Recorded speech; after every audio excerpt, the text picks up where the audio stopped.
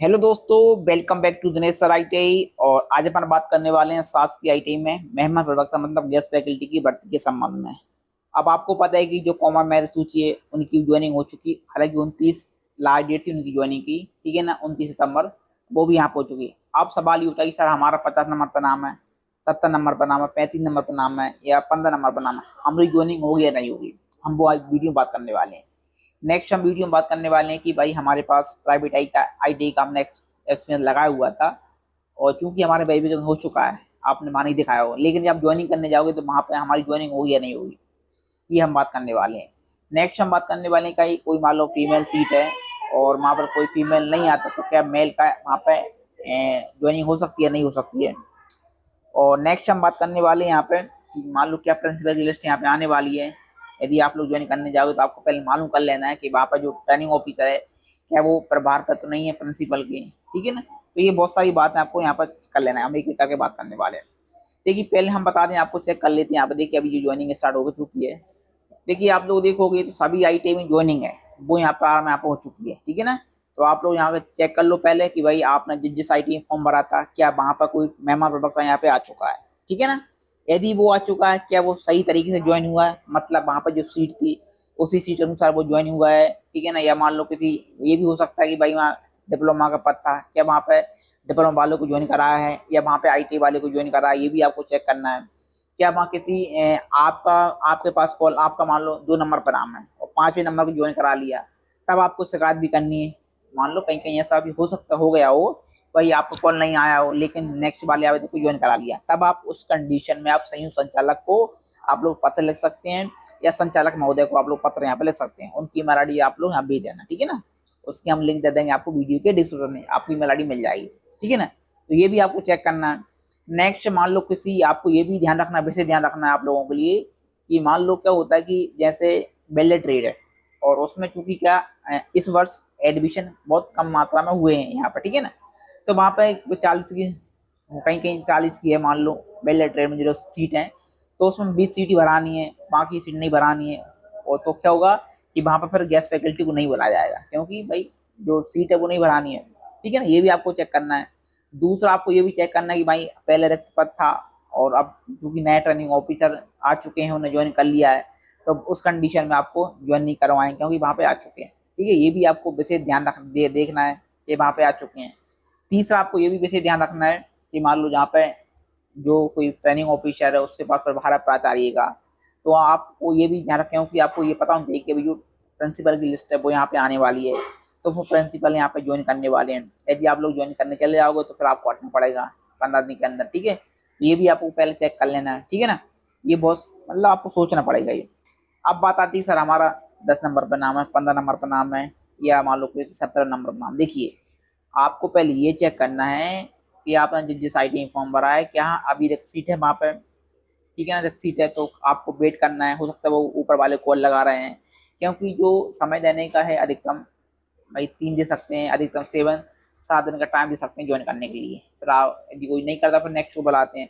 हालांकि ये लिस्ट है अक्टूबर के लास्ट तक ही चलने वाली है, मतलब ये ज्वाइनिंग है अक्टूबर लास्ट चलने है, क्योंकि भाई हर आवेदक 2 दिन का समय मांगेगा, 3 दिन का मांगेगा, फिर वो मना कर देगा, फिर नेक्स्ट को बुलाएंगे। तो आपको डेली चेक करते रहना है, मेल आपको चेक करना है, आपको मैसेज चेक करना है और आपको कॉल चेक करना है भाई हमारे पास कोई कॉल तो नहीं आया, ठीक है ना। अब कुछ कंडीशन ऐसी होती है, मान लो जहाँ पर फीमेल सीट है और वहाँ पर उस लिस्ट में से फीमेल को भी ज्वाइन नहीं करती है, तो उस कंडीशन में उसी कैटेगरी की मेल आवेदक को यहाँ पे ज्वाइन करवाएंगे, ठीक है। क्योंकि भाई फीमेल नहीं मिल रही तो फिर वो मेल को करवाएंगे, ये भी आपको चेक करना है।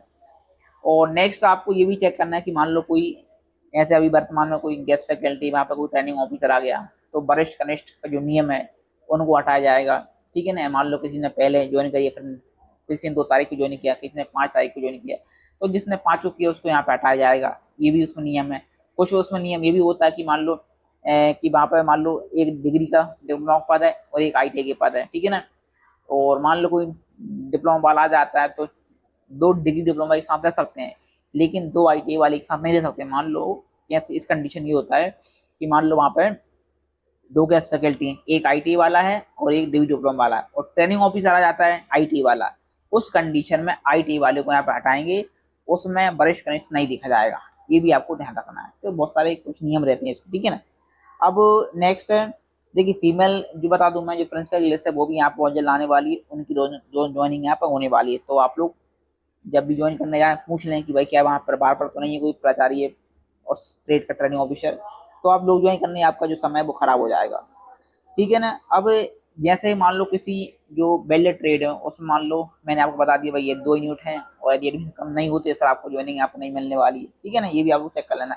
अच्छा कुछ ऐसे थे कि भाई प्राइवेट आईटी वाले थे जिन्होंने वेरिफिकेशन तो हुआ था उनका, लेकिन जब वो ज्वाइन करने जाते हैं तो उनको ज्वाइन नहीं करा जा रहा है, क्योंकि भाई वेरिफिकेशन तो करा दिया किसी समय किसी भी उन्होंने, लेकिन आपके पास जो लेटर में यहाँ पे लिखा हुआ था आप लोग देख लें। देखिए जो है प्राइवेट आईटी वाली उस उनके संबंध में साफ लिखा होगा निजी आईटी के अनुज्ञा पत्र के साथ ईपीएफ ईएससीआई स्लिप या बैंक स्टेटमेंट आपको यहाँ पर देना पड़ेगा। यदि आप नहीं देते हैं तो आपको ज्वाइन नहीं करा जाएगा, क्योंकि साफ पहले ही लिखा था, आप लोगों ने पढ़ा तो अच्छी बात है, नहीं पढ़ा तो आप लोग पढ़ लेना, ठीक है ना। ये भी बहुत आपके लिए जरूरी यहाँ पर रहने वाला है।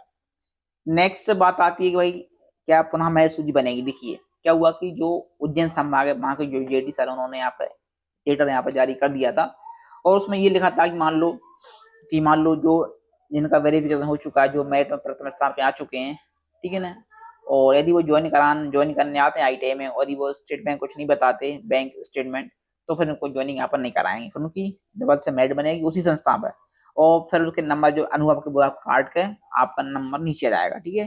तो ये आपको ध्यान रखना विशेष रूप से। बहुत से आवेदक थे जिन्होंने भाई एक्शन वो वेरिफिकेशन करवा लिया था, लेकिन जब वो ज्वाइन करने गए तो वहां पर ज्वाइन नहीं कराया क्योंकि उन्होंने कुछ प्रूफ नहीं दिखा पाया, तो ये भी चेक करना। अब देखिए हालांकि ज्वाइनिंग है दोस्तों पहले से हर जगह हो चुकी है ज्वाइनिंग, ठीक है ना, मेहमान प्रवक्ता की हालांकि भाई जो हालांकि 29 के बाद होनी ज्वाइनिंग सभी आवेदकों की, लेकिन बहुत हो चुकी क्योंकि वहाँ पे भाई जो क्लास स्टार्ट हो चुकी थी 1 सितंबर से बच्चे को पढ़ाना था, तो इसलिए उन्होंने ज्वाइन करा लिया, लेकिन जहाँ जहाँ भी ज्वाइन नहीं हो चुकी अब आपको वेट करना है, चाहे आपका कितने नंबर पे नाम है आप चेक कर लें कि भाई आप जहाँ पर ज्वाइनिंग हुई है अभी तक मान लो वो पता है कि नहीं है। यदि किसी को ज्वाइन करा लिया आपसे नीचे वाले को और आपको कॉल नहीं आया, तब उस कंडीशन में आप लोग संयुक्त संचालक के माध्यम से उनको संयुक्त संचालक को आप शिकायत कर सकते हैं या संचालक महोदय के आप लोग शिकायत यहाँ पर कर सकते हैं कि भाई मुझे कॉल नहीं आया, ना मुझे मैसेज आया है, ठीक है, ना मुझे ईमेल आया है और नेक्स्ट वाले को ज्वाइन करा लिया, तो फिर उस कंडीशन को हटाना पड़ेगा। यदि आप उस कैटेगरी में बिलोंग करते हैं, मान लो वहां पर जो पद था वो डिप्लोमा था, तो डिप्लोमा को बुलाएंगे, तो जहाँ पर ओपन का पद था तो वहां पर जिसके अंक ज्यादा होंगे, चाहे वो डिग्री वाला हो चाहे आईटी वाला हो, उसको बुलाएंगे, ठीक है। वहां पर जहाँ पर सीट भी आपको देखनी है भाई मेल की सीट थी या फीमेल की सीट थी, वो भी आपको यहाँ पर चेक करना। तो बहुत सारे आवेदक कमेंट थे। देखिए जो लेटर यहाँ पे जारी हुआ था, देखिए लेटर है उज्जैन संभाग का और उन्होंने यहाँ पे स्पष्ट किया था हर संबंध में। देखिए ये लेटर यहाँ था 24/9 को यहाँ पे जारी हुआ था और कुछ लिखा था यहाँ पे, मैं बता देता हूँ मेरिट के संबंध में क्या पुनः सूची यहाँ पे तैयार की जाए ऑफलाइन वेरिफिकेशन के दौरान मान लो अनुभव के अंक दे दी गए हैं, जोड़ दिए गए हैं, लेकिन जब सत्यापन करा तो नहीं दिखा पा रहे हैं। तो ये कुछ उन्होंने इन्फॉर्मेशन निर्देश यहाँ पे दिए थे प्राचार्य समस्त प्राचार्य संस्था प्रमुख के लिए, तो यहाँ पे ये जारी हुआ, ठीक है। और वरिष्ठ कनिष्ठ का भी यहाँ पे बता दूं मैं कि मान लीजिए कोई ट्रेनिंग ऑफिसर आ जाता है फिर उसको वरिष्ठ कनिष्ठ में जो नियम है वो इनको हटाया जाएगा, ठीक है। कुछ वो भी वरिष्ठ कनिष्ठ से देखा जाएगा और कुछ जगह दोस्तों वो देखा जाएगा आपका आईटी है डिग्री डिप्लोमा या 2 आईटी वाले को नहीं मिल रहा है आवेदक, ठीक है। तो ये भी बहुत सारे पॉइंट रहते हैं। अब आपका मान लो कोई कमेंट है, कमेंट आप लोग कर सकते हैं। मान लो आपके आईटी में जहाँ पे आपने फॉर्म भरा था वहाँ पे नेक्स्ट आवेदक को बुला लिया, आपको नहीं बुलाया तो आप उस कंडीशन में शिकायत कर सकते हैं, ठीक है ना। तो चलिए दोस्तों फिर मिलते हैं अपन नेक्स्ट वीडियो में नेक्स्ट जानकारी के साथ। आप सभी लोगों को वीडियो अच्छा लगा तो वीडियो को लाइक करें, शेयर करें, चैनल पर चैनल कर लें सब्सक्राइब, ताकि मध्य प्रदेश की इन्फॉर्मेशन या बढ़ती जानकारी आपको यहाँ से मिल सके। ओके दोस्तों, थैंक